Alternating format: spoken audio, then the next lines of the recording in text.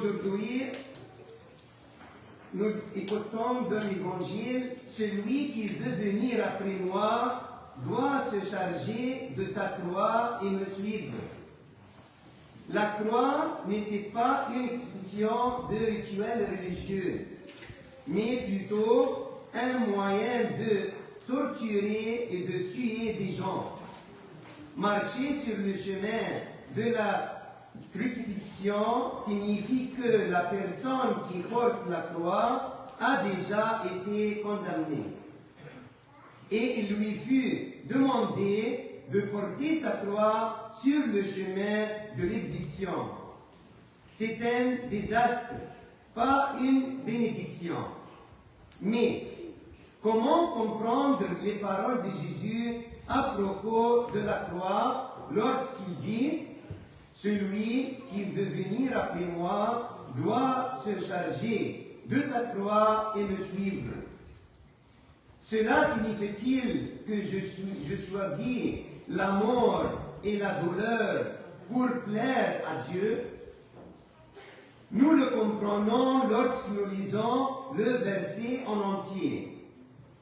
Si quelqu'un veut venir après moi, qu'il renonce à lui-même, qu'il se charge de sa croix et qu'il me suive. Il y a une différence entre la abnégation et l'autodestruction. L'abnégation signifie vivre pour les autres, pas pour soi-même. Vivre selon la logique et la sagesse de la croix. Le sacrifice de soi, l'amour, le pardon. L'abnégation ne signifie pas la mort. Cela signifie renoncer à ma personnalité, à mes projets et à ma volonté.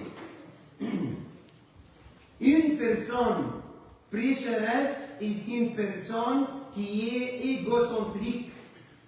Il croit qu'il devrait être le centre de tout dans la vie, avec tout le monde à son service pour atteindre son bonheur.